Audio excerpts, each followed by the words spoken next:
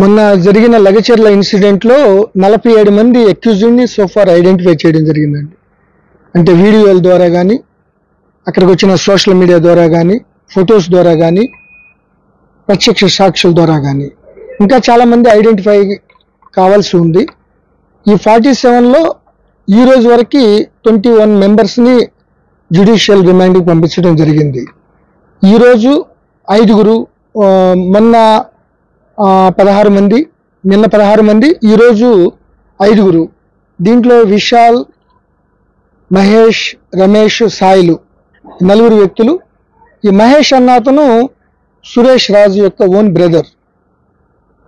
అదేవిధంగా పట్నం నరేందర్ రెడ్డి గారు అనే ఆయన కూడా దీంట్లో సాక్ష్యాధారాలతో, సాంకేతిక సాక్ష్యాధారాలు, మిగతా సాక్ష్యాధారాల మీద ఆయన కూడా అరెస్ట్ చేసి జ్యుడిషియల్ రిమాండ్కి పంపించడం జరిగింది. ఇప్పుడు వరకే 21 మందిని ఈ యొక్క అటాక్ సంబంధించిన కేసుల్లో రిమాండ్ చేయడం జరిగింది. మిగతా వాళ్ళ కోసం 4 టీంలు గాలిస్తున్నాయి. ముఖ్యంగా సురేష్ రాజు, దేవదాస్, గోపాల్ నాయక్, విజయ్, విఠల్ వీళ్ళందరూ కూడా చాలా ప్రామినెంట్ రోల్గా చేశారు.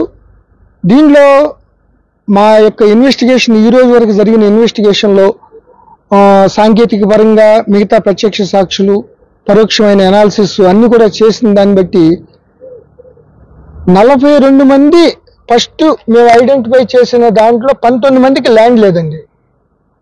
19 మంది ఈ యొక్క టీజీఐఐసి ద్వారా ఎక్విజిషన్ కోసం కలెక్టర్ గారు, కడా స్పెషల్ ఆఫీసర్ గారు, అడిషనల్ కలెక్టర్ గారు ఏదైతే పబ్లిక్ ఒపీనియన్ కోసం చెప్పారో 19 మంది ఈ యొక్క దాడిలో పాల్గొన్న 19 మందికి ల్యాండ్ లేకపోవడం కానీ, లేకపోతే 1-2 ఎకరాలు ఉన్నా కూడా వాళ్ళు దే ఆర్ నాట్ లూజింగ్, ఆ యొక్క నోటిఫికేషన్లో వాళ్ళు లేరు.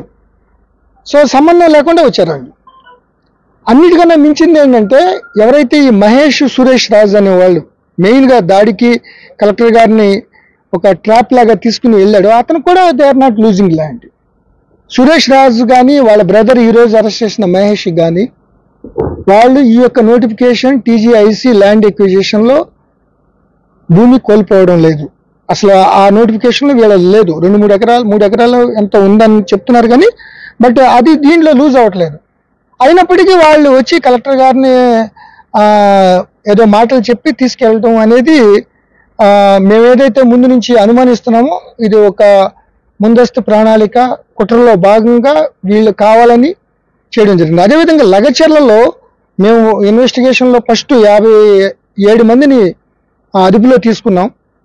వాళ్ళందరినీ ఎంక్వైరీ చేసి మొత్తం సోషల్ మీడియా కానీ, ఇటు వీడియోగ్రఫీలో చూస్తే మెజారిటీ పీపుల్ లగచర్ల వాళ్ళే, వాళ్ళు ఫార్మర్స్, వాళ్ళకి సంబంధించిన వాళ్ళు దీంట్లో ఈ దాడిలో పాల్గొకపోగా దాడి చేస్తున్న వాళ్ళు నిలువరించారు. వాళ్ళు ఇట్లా కరెక్ట్ కాదు, కలెక్టర్ గారి మీద ఇట్లా పోలీసుల మీద దాడి చేయడం కరెక్ట్ కాదని.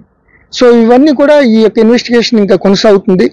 ఈ 3 కేసులు, 25వ తారీఖున ఇంకొక కిడ్నాప్ కేసు, ఈ 4 కేసులు ఫర్దర్గా ఎవిడెన్స్ కలెక్ట్ చేస్తున్నాం. ఇప్పటికే చాలా మందిని ఐడెంటిఫై చేసాం. వాళ్ళ కోసం 4 టీంలు గాలిస్తున్నాయి.